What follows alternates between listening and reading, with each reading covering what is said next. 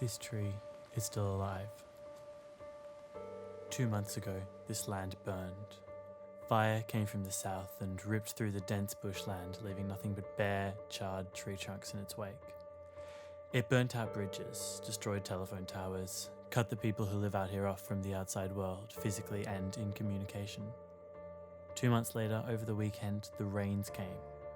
The river, dried up for the last month or so, burst its banks, and the bush sprang back to life.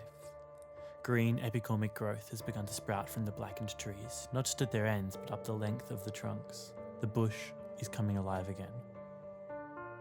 This is the middle reaches of the Clyde River, an area hit by the Currowan fire in December of 2019.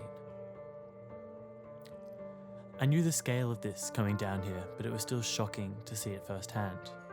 With no undergrowth left, the damage is visible far off into the distance. This fire burned almost 5,000 square kilometres of bush overall. The area is safe now, of course. I'm not a journalist, I wouldn't be here if it wasn't. In fact, many areas aren't just safe for tourists, but in need of them. The fires are out, but the damage is done, and here, the recovery hasn't even started. We don't feel like we've had a lot of support. Ross and Joanne run a bush retreat here, with off-grid houses to rent for a few days of getaway. The fires came to within about 100 metres of our cabins. They came from the south, which is unusual here. Fires were always predicted to come from the northwest, so this year was a bit different. So we first noticed that we were under fire attack when the fires were about 100 metres to the southwest of us.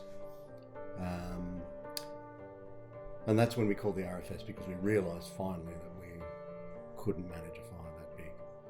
But as the rest of the country heaves a sigh of relief at the news reports that the fires are officially out, this is far from over for the people out here. We haven't started recovery. We're still suffering through the effects of the fire. Yes, we lost the telephone line, and that hasn't been fixed yet. We lost all our business, of course, over the Christmas New Year period, and that was very frustrating because we kept expecting people to be able to get in, but every time we thought it was getting better, it would get worse again. The Princess Highway would be closed or something, or a new fire would flare up, and you get a whole bunch of more cancellations. Charities are struggling to meet demand in a catastrophe the RFS Commissioner called unprecedented, and the support is lacking elsewhere too. Just this morning, as I mentioned to you earlier, we're still trying to get an insurance settlement. Now that doesn't sound like a big deal, but we can't clean up. We can't start repairing. We can't even remove the debris. Months later, it's a sight that can be seen throughout the state. Parks are still closed, as trees could fall at any time, but there is a serenity now that seems to mask the absolute terror the fire brought. But I remember walking around the house, and the place was just in flames, completely surrounded, Yes. 360 degrees, but it was back burning, so it wasn't threatening, but by God, it was impressive. It was. But I can understand now why people say it is so threatening and so frightening, because it is just a huge background roar, the wind, the fire, it makes a really, really, really loud noise. Yeah.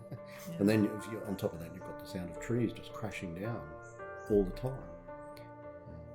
Yeah, it is frightening. I will remember that forever.